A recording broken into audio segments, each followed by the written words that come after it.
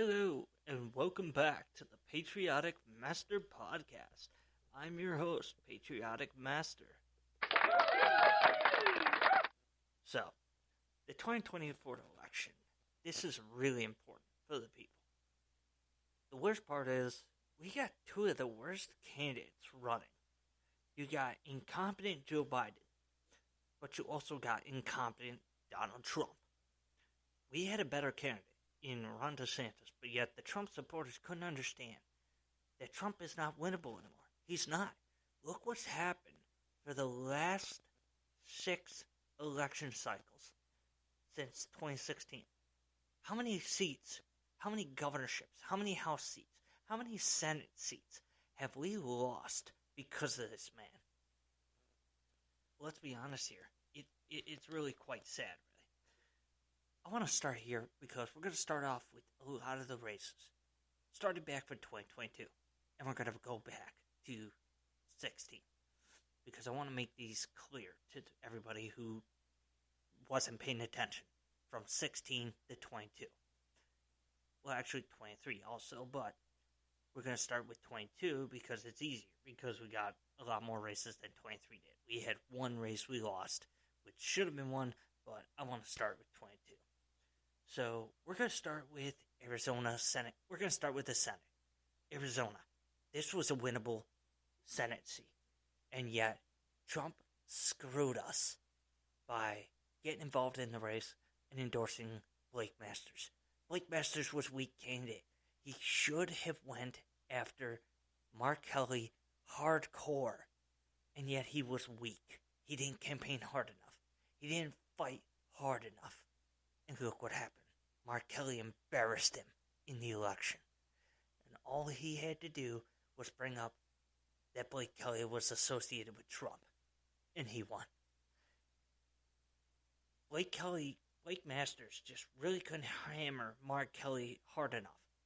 Like, all he had to do was bring up that he is a communist astronaut. That he took the communist flag instead of the American flag to the moon, and brought up everything he was weak on, including immigration, inflation, and all that. But no, he didn't hammer him hard enough. And that's the outcome, is you lose. You support a weak candidate, you lose important races. And then the next one, Alaska. That was a weak race as well.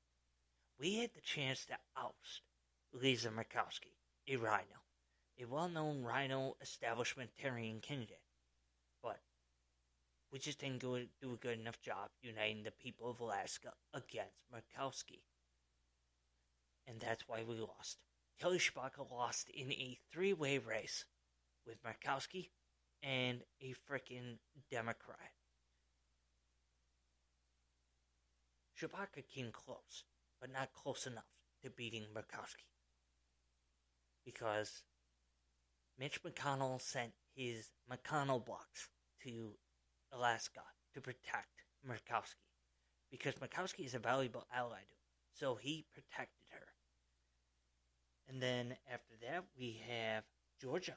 This was a terrible, terrible race to lose. We should have had this one.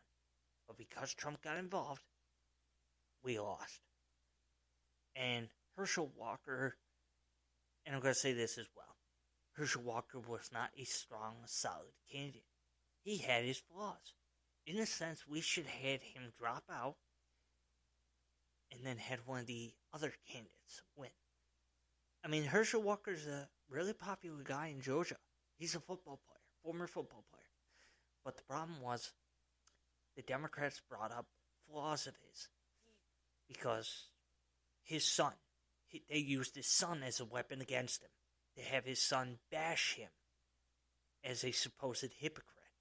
And the rumors that he paid a woman to abort his child, which I don't think the rumors were true.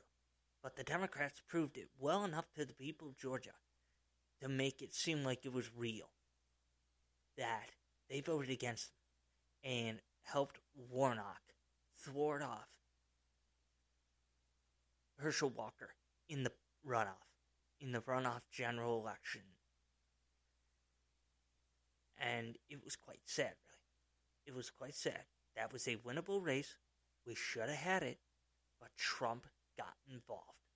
Had he just stayed out of the primary, we might have won that race. But because Trump got involved, we lost that race as well. And then there is New Hampshire. Now, mind you, everybody, New Hampshire is not really a winnable state for GOP in the Senate, because at the federal level, it goes Democrat. Just barely, luckily enough, we've had Republican governors, like Chris Sununu. He was one of the few governors who was Republican, although he was a liberal-leaning Republican. But now we have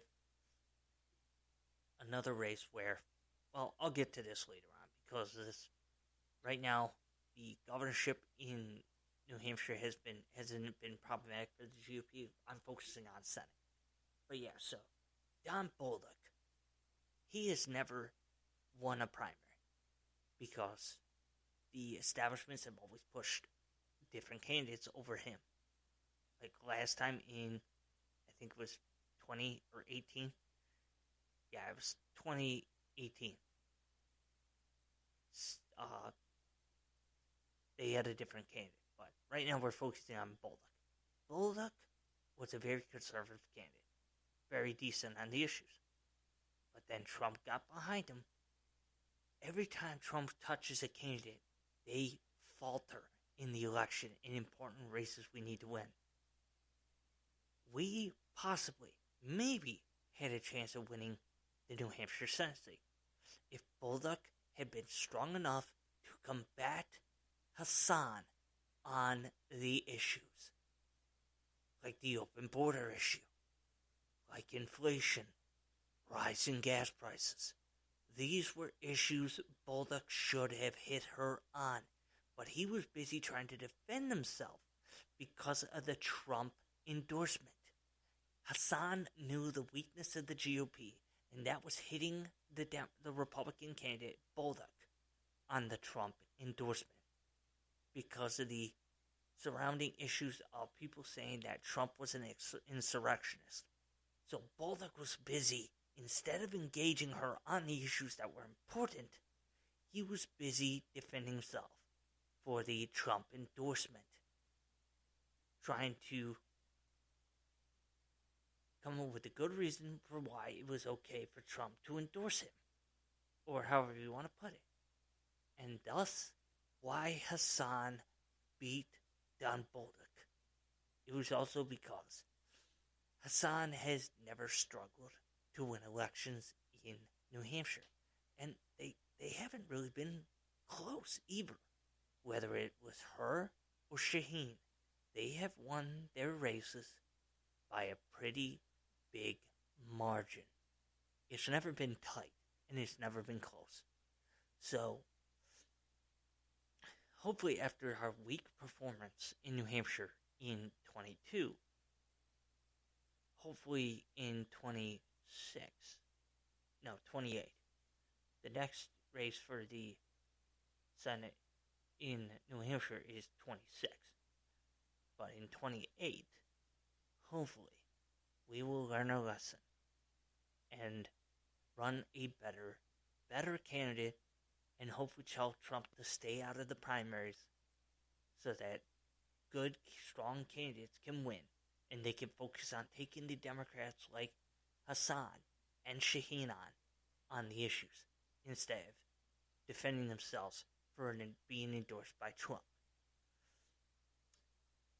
Then we get to Pennsylvania. This is another upsetting one. This was close, but also still upsetting. Mehmet Oz. This man was controversial from the beginning. People were talking about the fact that he had dual citizenship that he lived in 2 states. He lived in New Jersey and he lived in Pennsylvania. They said that was an issue. And obviously the voters took heart to it, that he lived in both states.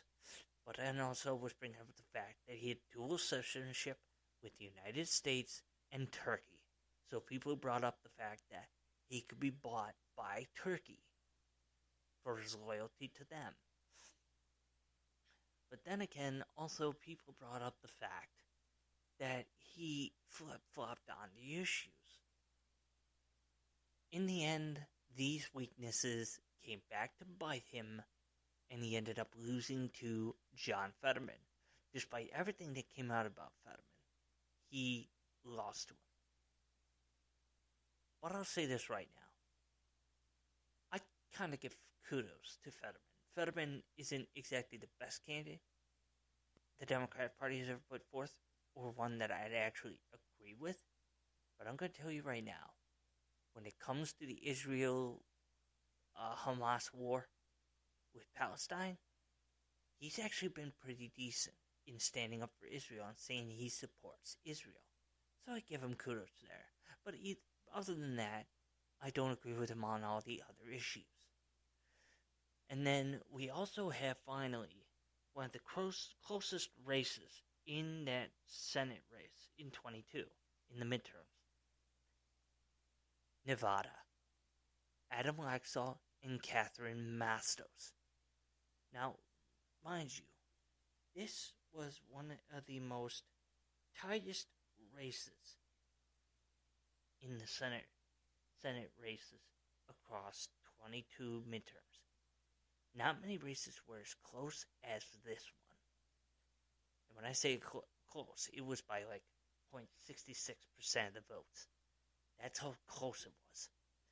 And technically, it should have been led to a recount, but everyone just denied the recount, which either way, I don't even think it would have mattered if he had called for a recount.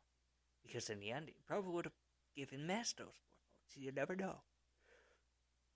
So, again, Laxalt, again, was a weak candidate.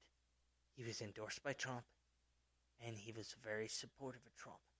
He was even working with Trump to try to overturn the election votes for Biden in Nevada at the time. So, again, this was a weak primary.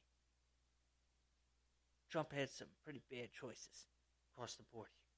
Masters in Arizona, Shabak in Alaska, Walker in Georgia, Bolduc in New Hampshire, Mohammed Oz in Pennsylvania, and Laxalt in Nevada.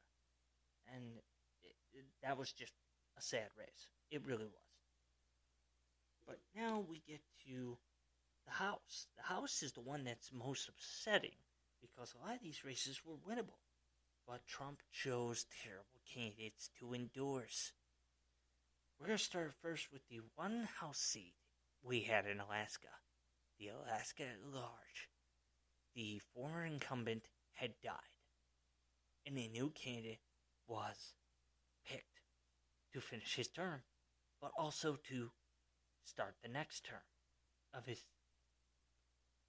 House term, his term in the House, because you serve every 2 years. These representatives serve in the House. So yeah, in Alaska at large, Trump chose Sarah Palin, and I'll admit it too. I endorsed her as well, just like I did a few others in the Senate races. But he endorsed Sarah Palin, and Sarah Palin went on to lose to Mary Peltola in the general election, in the special election, for the one House seat the GOP held in Alaska. And mind you, this is the one seat the GOP held in that state. GOP has never lost a seat in that state for, I don't know, probably the longest time. And yet, here we go, we lose it in 22. How is that possible? It's like I said, that is something that'll confuse me for the rest of my life, is how does R plus, like 20 or something, GOP Alaska? Alaska is a really strong red state, and yet we lost the one House seat we had in that state. Then we go to Michigan's third, John Gibbs. He lost a Republican seat to Democrat Hillary Scholten. Now mind you, the 3rd District was a Republican seat because it was held by former Representative Peter Major. But Peter Major brought on the wrath of Trump. And like many others, he faced a primary. The Democrats bolstered John Gibbs. And look what happened. He went on to lose the general election. That is how sad that is. He won the primary, but he goes on to lose the general. The Democrats knew here in Michigan that John Gibbs was weak and that he could easily be beatable. That is why they bolster these people, because they know they're beatable. And that's what happens in a lot of these House races. Then you got two races in Michigan, in New Hampshire. Not Michigan, New Hampshire. The 1st District, Carolyn Leavitt, lost to the incumbent, Chris Pappas. This was an even district, and yet Leavitt lost to Chris Pappas. You know, I'm going to say this. That is sad that she lost this race to Chris Pappas. When it's an even district, she should have been able to win. And then New Hampshire 2nd with Robert Burns. He lost to Annie Custer in a D+2 district. Now I know, it's a D+2 district. It's impossible to win. But there are states where Republicans have won districts that are D+2, D+5 Democrats. And you know how they do it? They talk about the issues that are important to people. Not Trump. They talk about the issues that are important. And this was obviously a problem with Robert Burns. And that is why he failed to defeat Annie Custer. Then you got North Carolina's 1st, Sandy Smith. She lost to a newly elected Don Davis. Again, this was a pretty close district. At the time, I think it was maybe A+1 something, or maybe R+1. I could be wrong. You guys will have to check that yourselves. But let's be honest here. It was a winnable district. But the problem was Sandy Smith. I'm sorry, I'm mixing up names now. Sandy Smith was endorsed by Trump. And Don Davis knew the way to win the election. And it was to combat her on being endorsed by Trump. He brought up her endorsement, her support from Trump's support for her, and this is what helped him. This is why these kind of candidates cannot be pushed forward to win the primaries, because they are beatable. And then North Carolina's 13th, you have Bo Hines, who lost to the newly elected Wiley Nickel. North Carolina, mind you, that was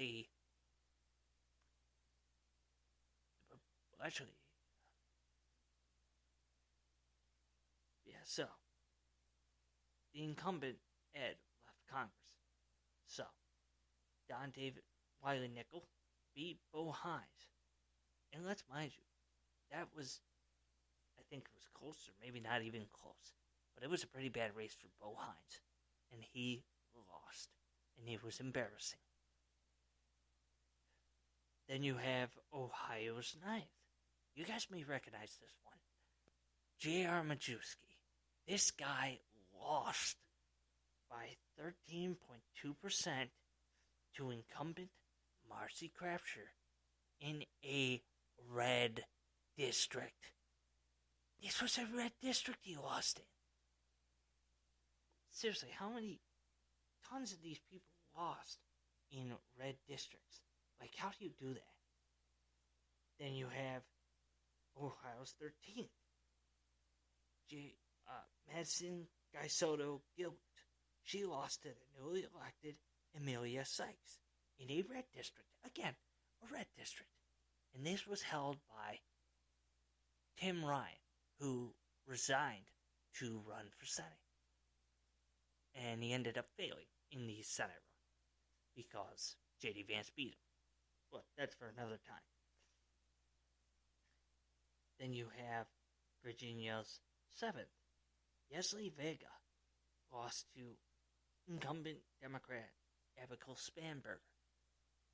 Again, this was a pretty blue district. D plus 5, 7, something like that. And Leslie Vega, I think actually Leslie Vega actually overperformed the polls, but not good enough because Leslie Vega still managed to come up short in this race. And this was because Leslie Vega was endorsed by Trump. Again, Trump endorsement lost. Then you have Washington's 3rd. This is a very well-known one, guys. Joe Kent was criticized, and people tried to say he was close to the KKK. He was a white supremacist and all that. All these dirty ads. Marie Gluesenkamp-Perez ran against him, and it ended up helping her in the end because he ended up knocking off the incumbent Republican, Jamie Herrera Bueller, and this was a red district he lost us. We lost in our district to Democrat Marie Gluesenkamp-Perez, and we cannot make that same mistake in 24. We need to run a un-Trumpian candidate. So, hopefully the people of Washington's 3rd district will make a better choice this time around. Then you have Washington's 4th. This one is where one of his candidates lost in a primary. And the same with Georgia, too. So, Washington's 4th. His endorsed candidate, Lauren Culp, lost the primary to incumbent Republican Dan Newhouse. Again, Dan Newhouse knew all the better of how to beat Lauren Culp in the primary. And that's how he beat out a Trump-endorsed candidate. He went pretty hard on Lauren Culp and managed to get the people in his district to keep him in office. That's how smart Dan Newhouse is. In order to outsmart your opponents, you have to think smart and play the game right. And then Georgia's 10th, here's a very well-known name. Vernon Jones lost a primary runoff to newly elected Mike Collins. Now, mind you, this was a open seat because nobody had held this seat before because this was a newly created district. So, now we're going to go to the governorships. This is where it gets interesting, everybody, because the governorships are quite interesting. We're going to start with Arizona, Kari Lake. She lost to the corrupt Secretary of State, Katie Hobbs. This was a tight one as well. This race was tight. Like many other races in like Senate and House, this was a tight race. But yet, Kari Lake still failed to hold the governorship for the GOP, flipping it to the Democrats, and having the first time in who knows how long since a Democrat has held the governorship in Arizona. Illinois, you had Darren Bailey, who failed to defeat incumbent J.B. Pritzker, including who is well known. J.B. Pritzker is known to be weak on crime and be very supportive of illegal immigration. All he had to do was take on Pritzker on the issues, but Darren Bailey couldn't do that. And this is why he lost to Pritzker. Dan Cox in Maryland, he lost to the newly elected Governor Wes Moore because Wes Moore took him on being endorsed by Trump. Cox could not take him on and engage him on the issues. He was just too weak. And this is why we lost the Maryland governorship, like many others. Then we go to Massachusetts, another state we lost the governorship in 22. Massachusetts, Geoff Diehl lost to newly elected Governor Maura Healey. Again, couldn't take her on the issues, couldn't stay on the offensive. Maura Healey took the fight to him and ended up embarrassing him. And mind you, this was going to happen eventually because Massachusetts is a blue state. So, the governorship was never going to stay Republican at the governorship level. Eventually, the Democrats were going to flip it. It all just mattered when Charlie Baker retired from the governorship. Then we go to Michigan. Tudor Dixon lost to incumbent Democrat Gretchen Whitmer. Again, that was a flippable seat. Trump just had to stay out of the primary, but he couldn't. He endorsed in the primary and then in the general. And this is what led to Tudor Dixon's loss. And then we go to Minnesota. Scott Jensen lost to incumbent Democrat Tim Walz. Again, Walz was very unpopular because he was a COVID tyrant, just like Gretchen Whitmer. Whitmer, Walz, and incumbent governor of Wisconsin, Evers. All three were COVID tyrants during that time. They were locking people down, making people's businesses go out of business. People's businesses were going out of business because they were locking their businesses down. They were restricting them from operating. They literally forced people to lose their jobs because of this so-called vaccine mandate and mask mandates, which were proven in the end not to work. And yet Tudor Dixon, Scott Jensen, and Tim Michels couldn't win in these states. You know why? Because at the time, the Supreme Court overturned Roe v. Wade. And this is what led to Republicans failing to take back these governorships. Because these governors played the fear tactic with the pro-choice movement and said, oh, if you elect these people as governor, they are going to take your rights away. And I don't agree with their tactics. There is nothing right about murdering an unborn child in the mother's womb. That is disgusting, and it is horrific, and it is an insult to God. So, again, that is why Republicans failed to pick up the Michigan and Wisconsin governorship on top of Minnesota. But then again, Minnesota's never been in play. It is deep blue. Republicans have always struggled to win in that state because the state GOP is just weak. It's not really that great of a party anymore. And then on top of that, you got Nebraska. Trump's endorsed candidate Herbster lost the primary to soon-to-be governor-elect Jim Pillen.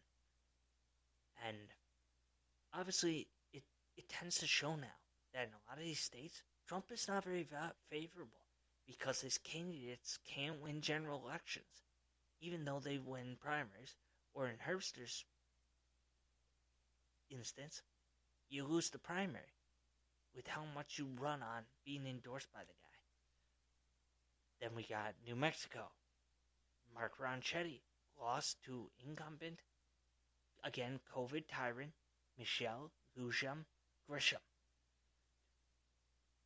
Michelle Grisham was another COVID tyrant, and recently she's been working super hard to take people's gun rights away because it is a tactic of the communist Democrats to take their rights, freedoms away, and to install fear and make people dependent on the government.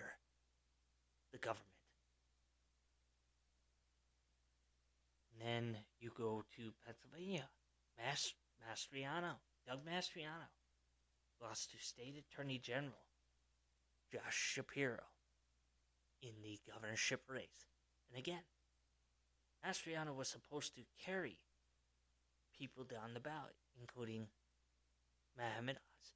But in the end, him and Oz and everybody else down the ballot struggled. And him and Oz failed. And this was another show that Trump's endorsed candidates are rejected at state level, federal level, you name it. Because the numbers are showing, slowly but surely, that Trump endorsed candidates are rejected. And another example of this is the Georgia and Idaho governorship primaries. In Georgia, David Perdue lost the primary to incumbent governor Brian Kemp. Idaho, Janice McEachin, the lieutenant governor, lost the primary to incumbent governor Brad Little. The governor who she was lieutenant governor under. And then Secretary of State, I added this one at the last minute and marked down who they lost to. Arizona, Mark Fincham lost to Adrian Fontes. That was another one where we should have picked that seat up. Secretary of State seat up. But instead we failed and the Democrats held it. Minnesota, Kim Crockett lost to incumbent Democrat Steve Simon. Nevada, Jim Marchand lost the seat we held in Nevada for the Secretary of Stateship. He lost it to former Harry Reid staffer Cisco Aguilar. So for now, guys, that's it for this episode. I will get to the other races in 23, 22, 2020, 2021, 19, and 18, and maybe even 16 at a different time. But for now, this is it from Patriotic Master. And as I said before, we need to push more non-Trump endorsed candidates. Because if we push non-Trump endorsed candidates, we are more likely to win races than if we are to push Trump endorsed candidates. Just some wise words of wisdom, guys. Because we now see how badly Trump endorsed candidates do compared to non-Trump endorsed candidates. So from me to you, this is Patriotic Master. And that's it for this episode. Catch me next time where I talk about the 2020 primaries and all the Trump endorsed candidates who've lost those primaries or lost the general elections. Important elections we need to win. Coming to you live from the Patriotic Master Podcast, this is Timothy John Anderson.